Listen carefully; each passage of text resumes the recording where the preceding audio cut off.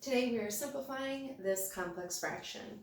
What makes this a complex fraction? The fact that there is a numerator with fractions divided by a denominator with a fraction. Ultimately, we want an answer that maybe has polynomials in it, which is fine, but nothing with fractions divided by fractions. I like to break these down into the numerator to begin with, and then into the denominator, and then simplify from there if we can. Starting with this numerator, if we want to subtract, we can't do that right now because these are not the same denominator. So first, you want these to have the same denominator. The only way we're going to make that happen is the least common denominator of x times y. Let's take this first term and multiply y over x times y over y. What we're doing here is we're really multiplying y over x by 1, which is why we're able to do this. We're not adding anything different to the numerator so much as we're manipulating it to serve whatever purpose we need. Then with the x over y, we're going to do something very similar. We have x over y, and we're going to multiply by 1, but really multiply by whatever we need to get that same fraction. So this one we're multiplying by x. I know to multiply this one by x because I ultimately want the denominator to be x times y, x times y.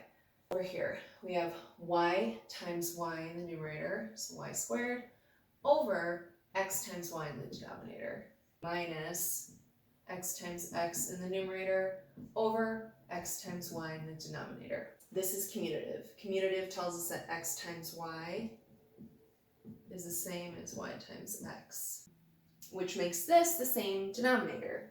So ultimately what we're looking at is y squared minus x squared over our common denominator of x over y. But remember though, this is all the numerator. Ooh, that's one big numerator. The denominator actually, if you look, and we kind of forget what's going on up here, we have a term plus a term over a common denominator already of x times y. So if we just make sure to translate that over into each of these steps, we're not really doing anything to it, we just are remembering it's there, we end up here after simplifying the numerator.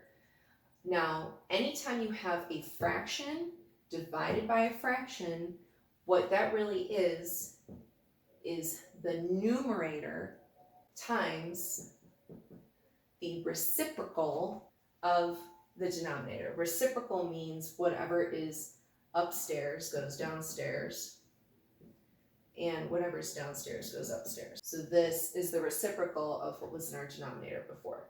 You may notice from here, we really have one big numerator, y squared minus x squared times x times y, all over this denominator, x times y times this. Since this is all one numerator over one denominator, x times y under x times y will go away. That leaves us with y squared minus x squared all over x plus y.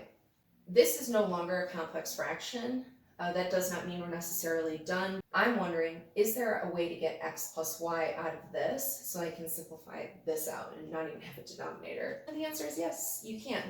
You may notice this is a difference. Difference means subtraction of two squares.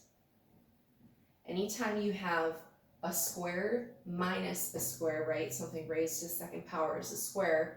What that really means is this is broken up or factored into two things, difference of two squares. The first square, the second square, with a minus and a plus sign. And again, that's all over the same denominator that we had before. We talked about the commutative law before, which tells us there's multiplication is commutative, addition is also commutative. What do I mean? That means that y plus x is equal to x plus y. So those cancel, and we're just left with this. Yay! So this whole thing simplifies down to y minus x. If you have questions, leave a comment below. If you found this helpful, please give me a thumbs up, like this video. I've tutored a lot of people who would just look at this problem and say, I don't even know where to begin. And sometimes it helps to see someone do it, especially with color coding. I find that helpful. Send it to your friends if they need help with this too. Subscribe for more content like this and for more help with Matthew. Thanks!